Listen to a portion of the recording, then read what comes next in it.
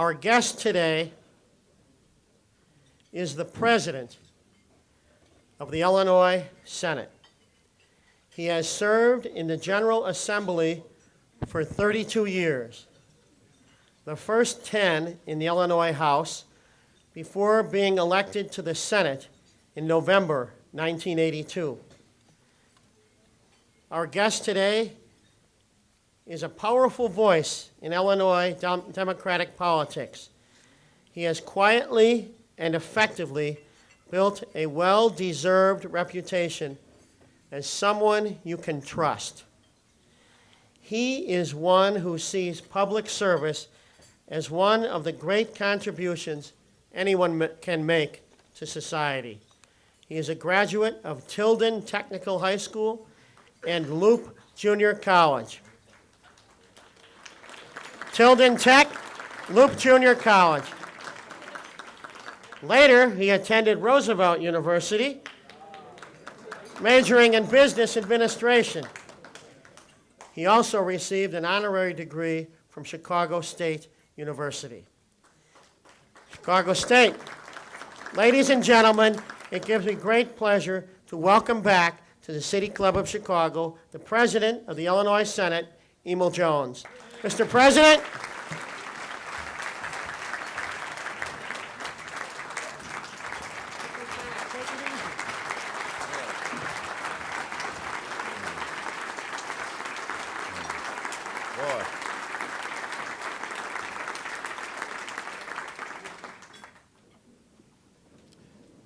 Thank you very much, Jay, for those very warm words and kind words of introduction. I want to commend you for the great job you've done in affording persons like myself and many others the opportunity to come before such a distinguished group to let them know what's going on in government. So keep up the good work, Jay. Let's give Jay a tremendous round of applause.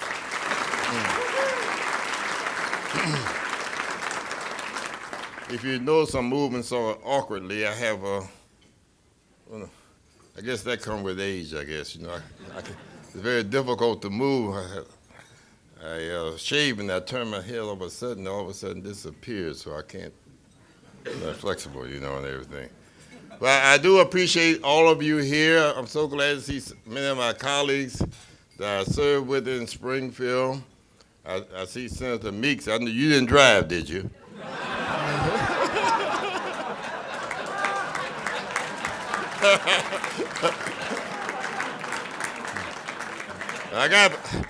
I must protect the Master Meeks. Don't drive now. It's easier to walk these days, you know, and everything. As it had been mentioned, my president, always my president, Phil Rock, you know. It was such a great pleasure serving with him in the Senate. I had so much respect for him. Whenever he come to me, I say, I'm with you, Phil. Whichever way you go, and that's where I'm going to be. Senator Collins, you understand that?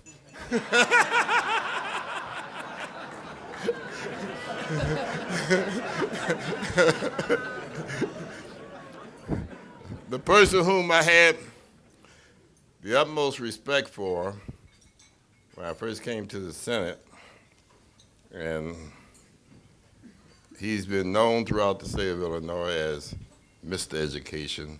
His name has already been mentioned. I always look to him for advice. I still do.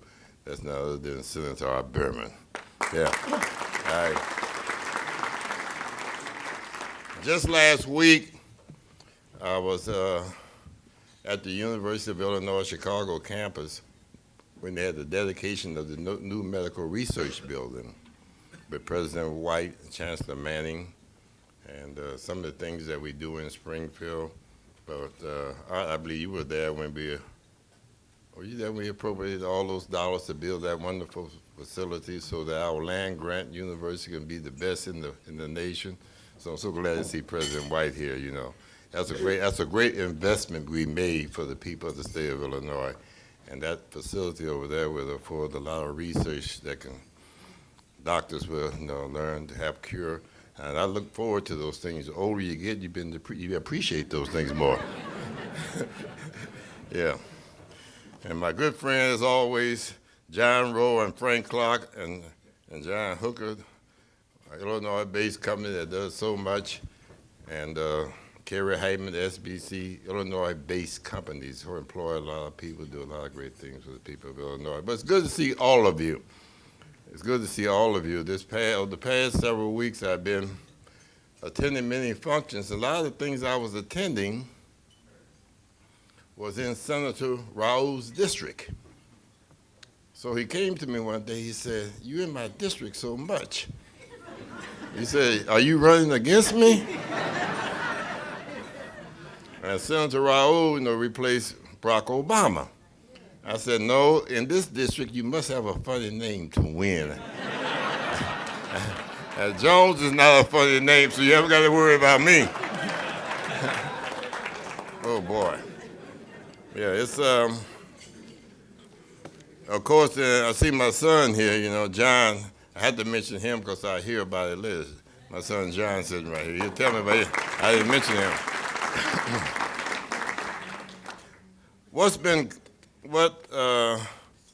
we've been reading about, been involved with here in Illinois and across the nation, and you've been reading so much about it, and that's the disaster down in the Gulf Coast.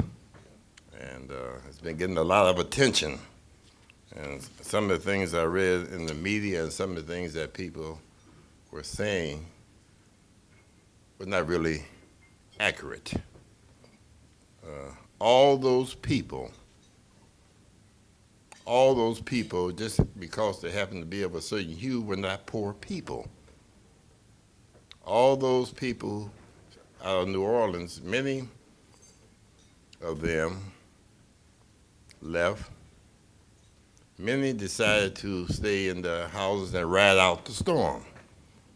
They do that for lots of reasons. If you live in a region where there's always the threat of hurricanes, you get the warning, and you may decide, well, I'm gonna stay here. I ride it out. My family left. Some chose to stay to ride out the storm. The eye of the hurricane did not hit New Orleans directly. It hit, I believe, Biloxi, Mississippi. So the people survived that. The unexpected factor was the breaking of the levees, which trapped a lot of people. Many working persons in New Orleans and families got trapped. Many with their homes, their possessions. A lot of people stayed for one simple reason. They didn't want their homes vandalized. They didn't want to take a chance, so that's their life possession. Many had small businesses, and those individuals all of a sudden got trapped. It wasn't that they were all poor, could not leave the city. That's a misrepresentation of the facts. Senator Meeks, myself, Roland Martin of the Chicago Defender, Bishop Larry Trotter, Bishop Wilson, we all went to Houston.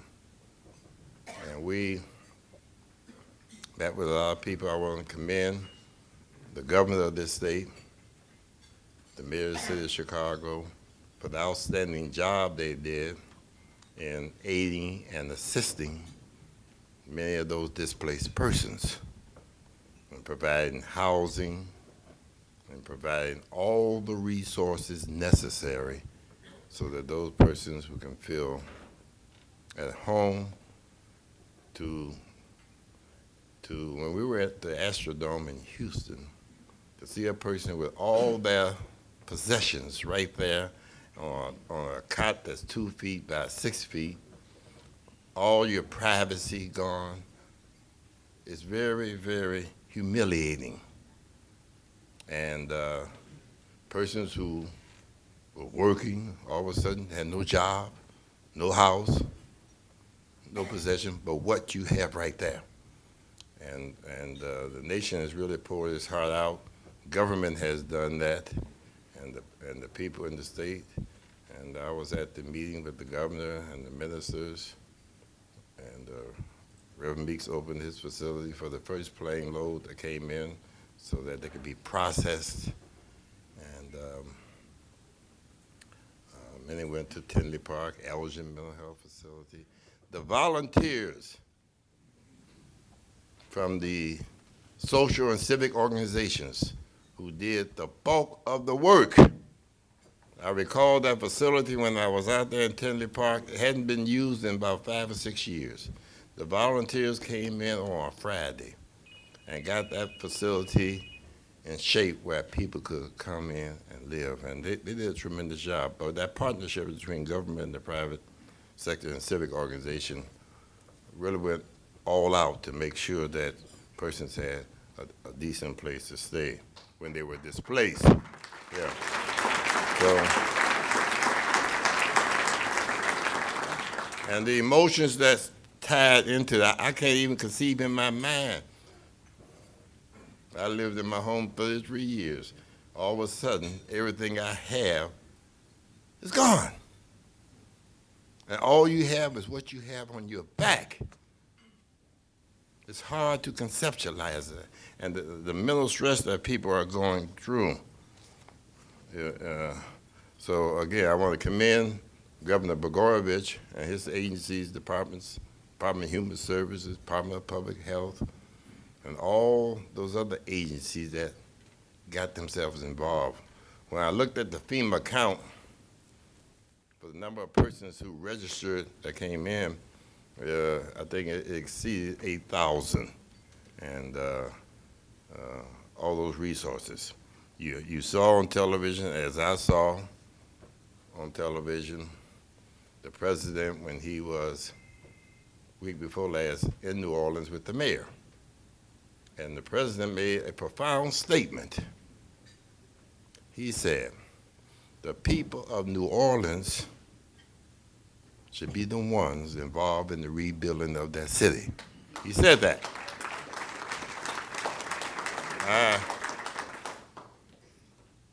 And the mayor of New Orleans was standing right next to him. Now, some people may not like what I have to say, but I'm going to tell it the way it is. I learned from my president, you always follow the dollar.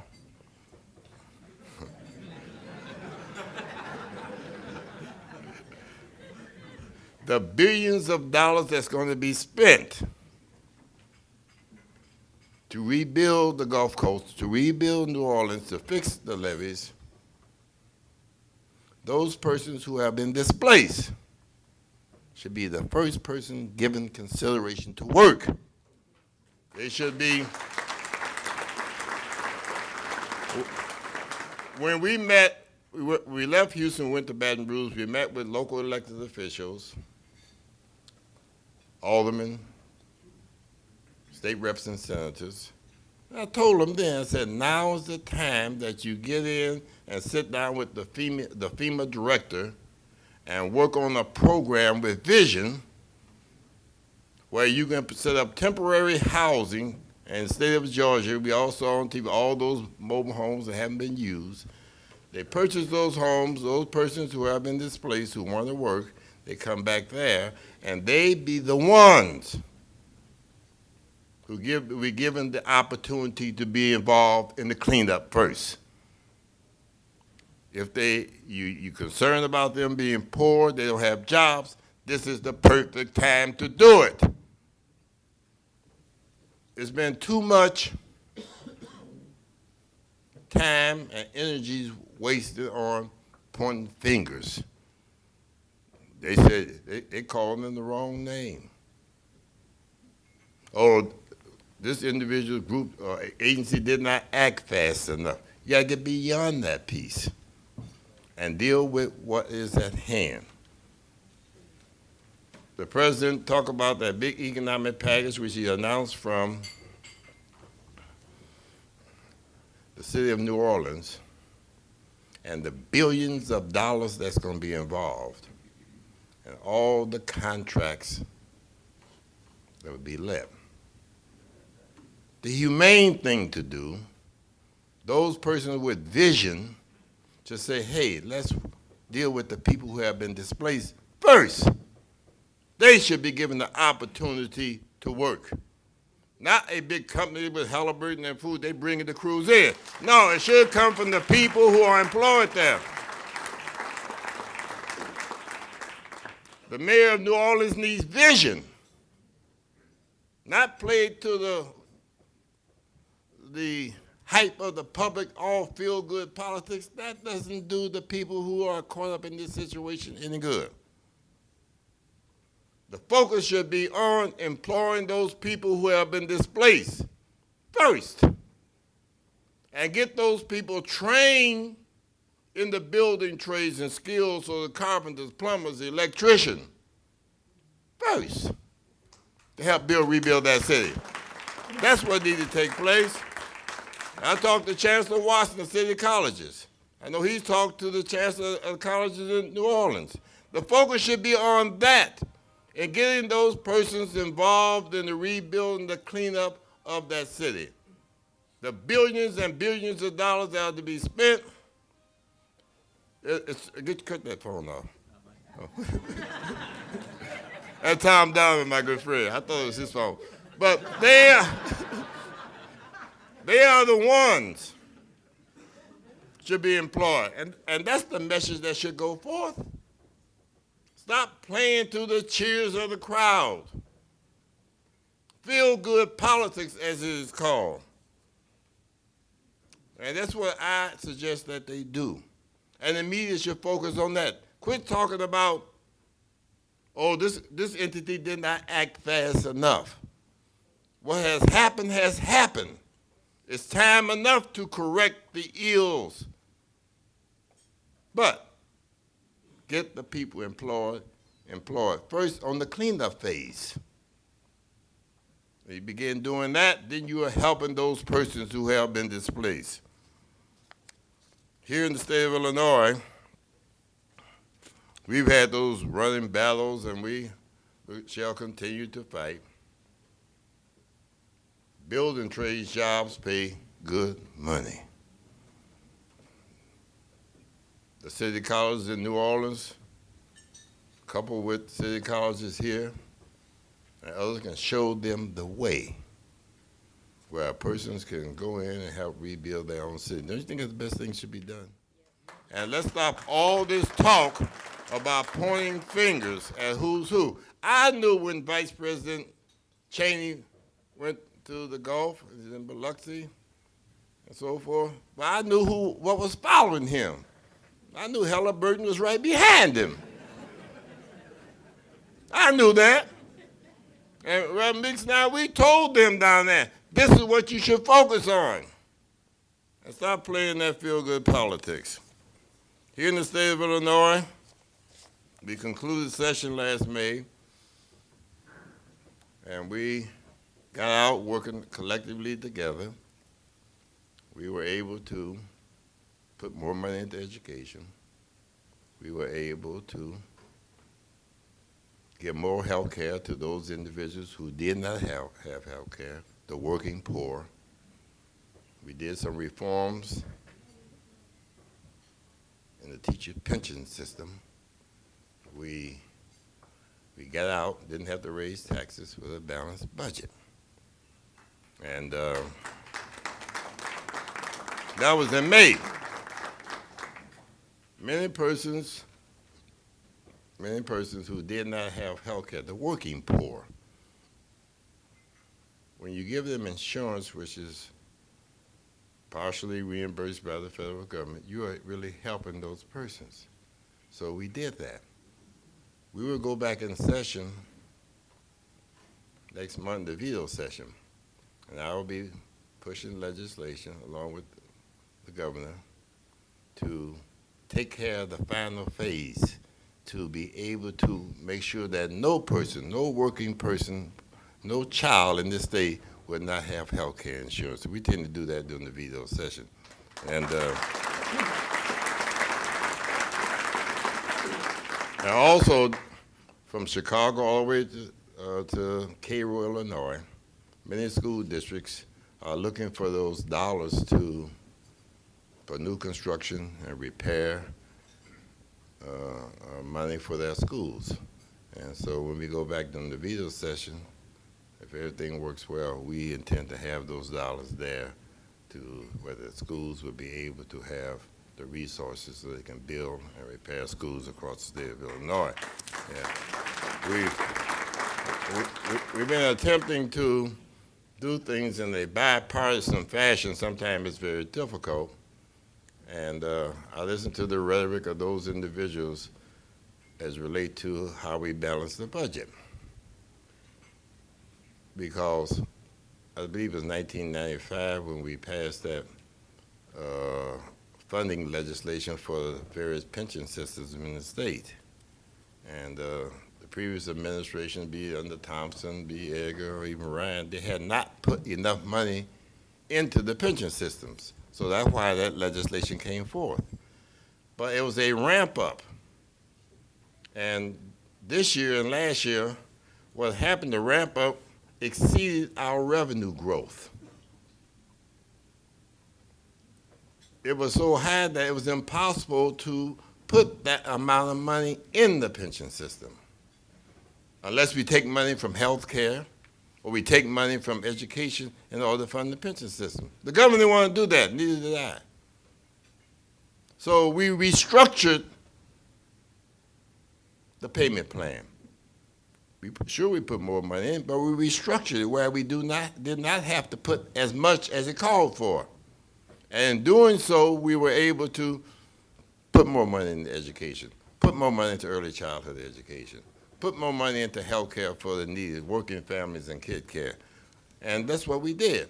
We didn't rob the pension system. It's just like a person go out and get a big mortgage and they find out they can't pay the mortgage. What do? You refinance it. That's what we did.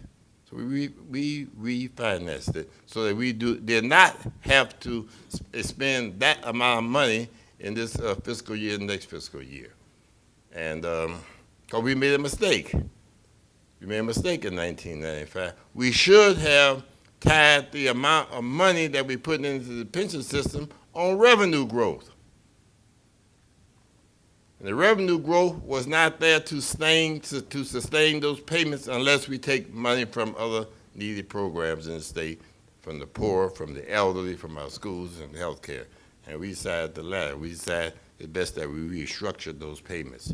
At the same time, restructure the system whereby in the teachers' retirement system so that those individuals couldn't boost those salaries so high where they end up getting a $250,000 a year pension and the state having to pay for it. So what we did was we said anything over 6%, you pay for it. Don't shift it to the state. So those school board members all across the state of Illinois, they're going to think twice before they pass a law or issue contracts to educators and then have to shift that burden to the state. But the local school district has to do it, and they are elected from those local school districts, they're going to think twice about it. But that's what had been happening. They've been shifting all that responsibility onto the state. And so that's one change that we made. There will be other changes that will be made in the other pension system so that that accrued liability does not fall on the taxpayers across the state of Illinois, and we'll be able to meet our obligation. Senator Meeks worked very hard over the past year and a half to pass legislation that will shift the burden of financing education from the property tax to the income tax. It has to be done in a bipartisan manner. He did have one Republican senator who was working with him as a spokesman for the Republican side of the aisle. And politics always come into play. So near the end of session, Senator Meeks went to him and said, okay, how many Republican votes you got? He said, I only got one, that was his. So Senator Meeks could not call his bill. Senator Art Berman there, who pushed and worked very hard years ago to make the state assume its responsibility, and that is funding education at 50% or more. And the resolution hit the ballot. Then Governor Jim Edgar, the day before election, came out against it and lost by about nearly 60% of those persons voting on the question and I believe we received 57%, was it not? 58%. So sometimes when people tell you that they are for education, you watch their actions. That tells a big difference.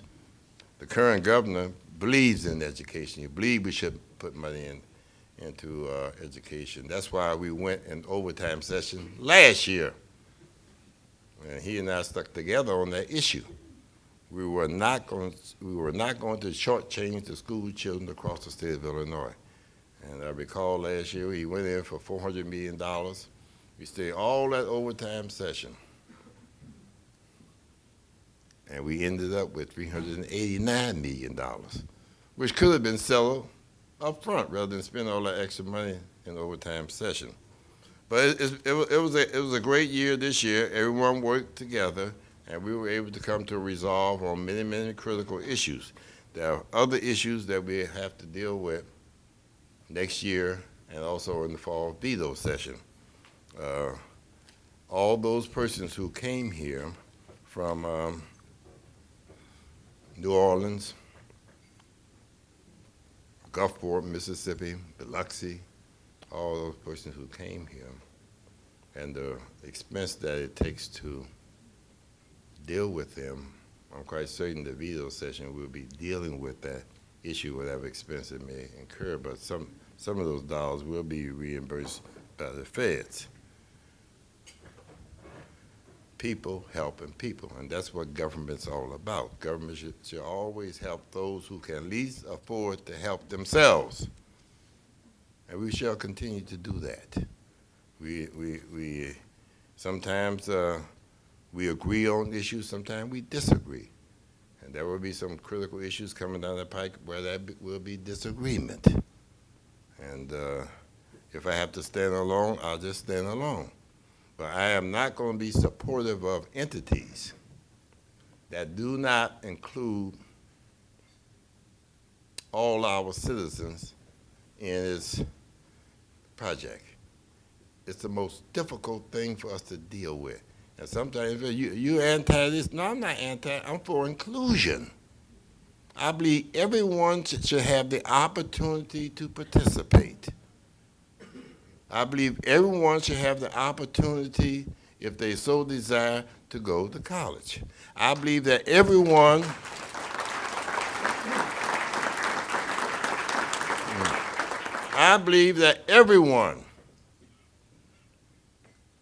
should have an opportunity to participate in tax-funded projects as a pipe fitter, as a plumber, electrician, carpenter, iron worker. And I believe that.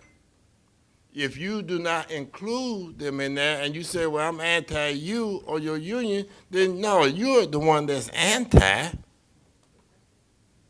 Be it the construction work on the Dan Ryan, be it the construction work on McCormick Place, all the public work projects, University of Illinois, all the construction that takes place, it must be inclusive.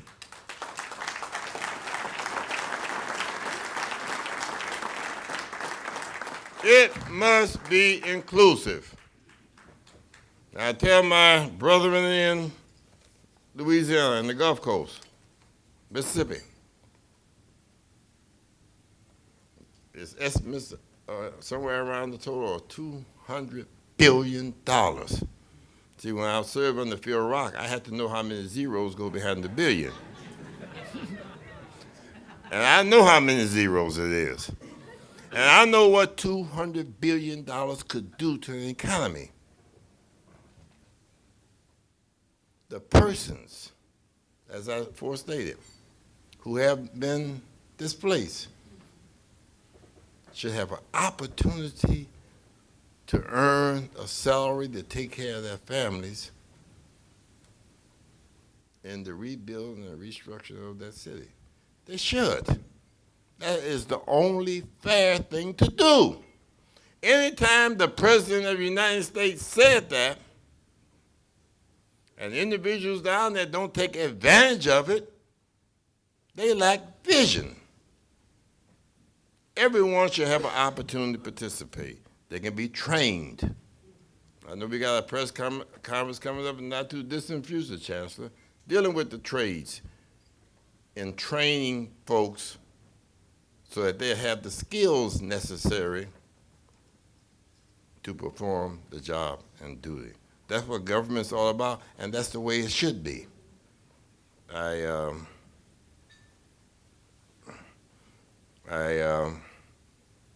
was on the phone anxiously. I had just gotten back from Sweden, and I was on the phone that Sunday before, and I was calling my relatives in New Orleans. They all left. They all left their homes. I had one sister-in-law moved back to New Orleans from California. Hadn't been there 2 months. And everything's gone. In East New Orleans, it's all underwater. It's gone. It's gone. And but to characterize all those individuals, poor people like they're on the dole, that's the wrong thing to do to any people. A lot of people are poor now due to circumstances. You're away. Some folks in New Orleans, they had ATM cards, but they couldn't use them.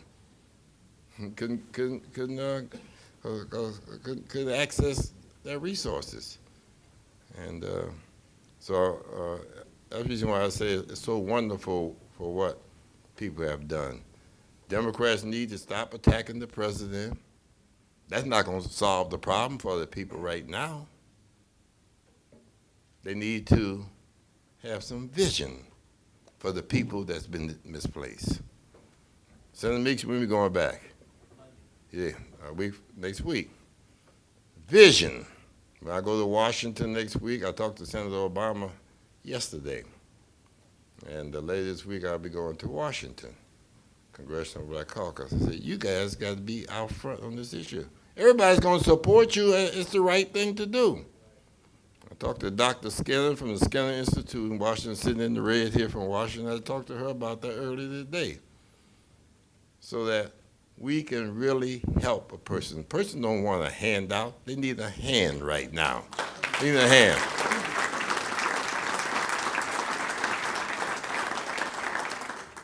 And I'm quite certain all of you will agree with that. It's the fair thing to do. I have to keep hitting on that issue because I become so disturbed. Every time I pick up the newspaper, every time I watch on TV, this issue is not being mentioned. Every child should have an opportunity if that child desires to go to college. But all children are not going to college. All children are not going to be an educator, lawyer, doctor, or teacher. All of them are not. Some will be, can be a plumber, can be an electrician, be a carpenter. You can be mechanics. No, you can fix your car if it stops on you. For society to function, we need people in all walks of life, in all occupations and professions. One can be trained to do it. I used to fix my car when it stopped, open the hood, mess with the carburetor. Used to know how to put points in there, set the points in the car. Do that. The car stop on you now, you're wasting your time opening the hood. You don't know what you're looking at. A young man or a young woman who has been trained in the skill of fixing that car will be the one that fixes it. When you take it to grass, that's the one that's going to fix that car. Hook up all the equipment to it. But he's been trained, he or she been trained to do that. They make good money, too. For society to function, you need folks in all walks of life. And that's what needs to take place in the southern region of this country. If they don't have the skills, they can be trained to do it. And we got to look at it that way. But if we keep telling all children, you have failed because you have not gone to college, you're doing a disservice to them because they grew up with the complex, I'm a failure.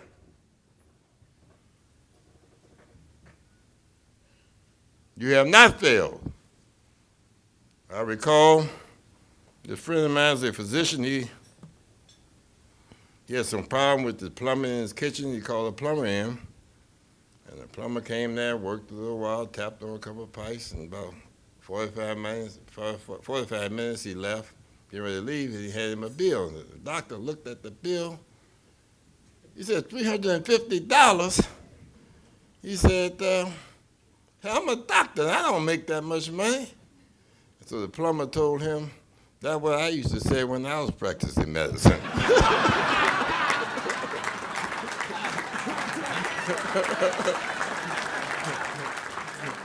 So, these are cold, cold facts of life. But government should always be there to aid and assist those who need help. And that's been my tenure in Springfield, is to be supportive of those initiatives to aid and assist those who really need assistance. With that, very shortly, as I indicated, we'll be going back for veto session. I don't know what, a couple of items I know will be on the agenda. One will be health care. Another item will be maybe a line item dealing with the expense necessary of taking care of our fellow citizens from the Gulf Coast. And the school construction piece will also be on the agenda. And I'm quite sure the members are going to be pounding for more. So looking at Senator Collins shaking her head, she wants more for her district. But we'll be working on all those various items, and I do appreciate all the great work you do, Jay, for keeping the City Club together to afford us the opportunity to tell you what we're doing at the same time, be available for any questions that any of you may have. At this time, I'd be more than willing to answer the easy questions. If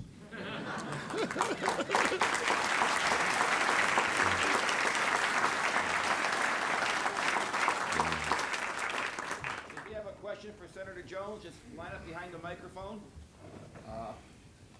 Don't rush all at one time. I think a lot of these people want something out of Springfield. You may not get any questions. That's good. Yeah. Oh, boy. I can bear it, too. One more minute. Okay. It's like an auction. Going. So you always can tell when government is running smoothly because no one have any questions. Or they'll ask the questions because they may be fearful for the answer they may receive. Or they're afraid of you. Yeah. Well, I have a question, and I won't go there.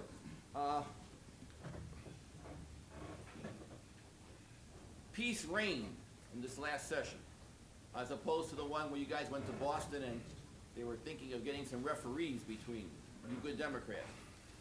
Will there be peace in our time till the next election between you, the governor, the Speaker of the House, and all those other good Democrats that you speak so highly of now? Well, I trust that it will be peace. I mean, we're all in this together. And it's very difficult to sail alone. And my strong support in joining with the governor, because the governor believes in the issues and things that I've often fought for. He strongly believes that we should put more money into early childhood education. We should put more money into elementary and secondary education. He believes that those persons who did not have health care, we should provide the resources to have health care. And just so happened this year, everybody agreed with us. So it make a nice, harmonious family. So I trust that going to the next session, we'll be in agreement. Joyce Saxon. I'm Joyce Saxon. I'm on the board of City Club. Last time you were here, Senator, you told us you were going back to session in Springfield via MIGS, because I asked you. Do you still agree with what we did? Do we really need another rock venue at north of the island? Or would you, in retrospect, have left it the way it was? I use that airport a lot, and I'm not rich. I did it to sell to downstate. How do you feel about it now in retrospect? Well, right now, see, I use it quite a bit, MIGS equally as well, because that's where we flew back and forth to Springfield. But what has been done has been done. I suggest you ask that question of the mayor when he appears at City College. Well, let's give a nice round of applause for our city. Yeah.